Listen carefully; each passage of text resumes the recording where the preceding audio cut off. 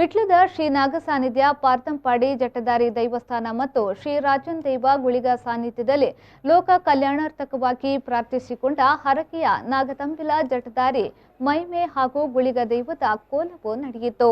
April 7ರಂದು ಬೆಳಿಗ್ಗೆ ಪ್ರಾರ್ಥನೆ, ಸ್ಥಳ ಶುದ್ಧಿ, ಪಂಚಗವ್ಯ, ಪುಣ್ಯಾಹ, ಶ್ರೀ ಗಣಪತಿ ಹೋಮ, ನಾಗದೇವರಿಗೆ ತಂಬಿಲ ಸೇವೆ ನಡೆಯಿತು. ಸಾಯಂಕಾಲ ಕುಡಾಲು ಬಾಡೂರು ಕೂಡುಕಟ್ಟಿನ ಬಾಡೂರು ಚಾವಡಿಯಿಂದ ಶ್ರೀ ಜಟದಾರಿ ದೈವದ ಭಂಡಾರ ಆಗಮಿಸಿತು. ಬಳಿಕ ಶ್ರೀ ರಾಜನ್ ದೈವ ಗುಳಿಗನ ಭಂಡಾರ ಆಗಮನವಾಗಿ ಅನ್ನ ಸಂತರ್ಪಣೆ ನಡೆಯಿತು. ರಾತ್ರಿ 9ರಿಂದ ರಾಜನ್ ದೈವ ಗುಳಿಗನಿಗೆ ಕೋಲ ಸೇವೆ, ಶ್ರೀ ಜಟದಾರಿ ದೈವದ ಹರಕೆಯ ಮಹಿಮೆ ನಡೆಯಿತು. ಒಡಿಯೂರು ಶ್ರೀ ಗುರುದೇವ ದತ್ತ ಸಂಸ್ಥಾನದ ಶ್ರೀ ಗುರುದೇವಾನಂದ ಸ್ವಾಮಿಯವರು ಭೇಟಿ ನೀಡಿದರು. ರಾತ್ರಿ ಸಾಂಸ್ಕೃತಿಕ ಕಾರ್ಯಕ್ರಮ ನಡೆಯಿತು.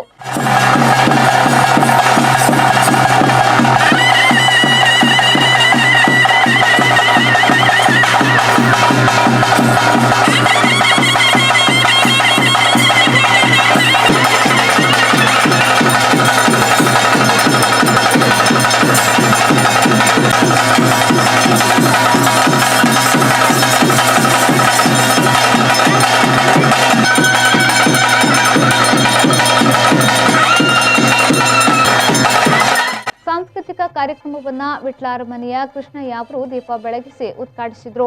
ಕಾರ್ಯಾಧ್ಯಕ್ಷರಾದ ಬಾಬು ಕೊಪ್ಪಳ, ಕಾಶಿ ಯುವಕ ಮಂಡಲದ ಅಧ್ಯಕ್ಷರಾದ ದಿವಾಕರ್ ಮೊದಲಾದವರು ಉಪಸ್ಥಿತರಿದ್ದರು.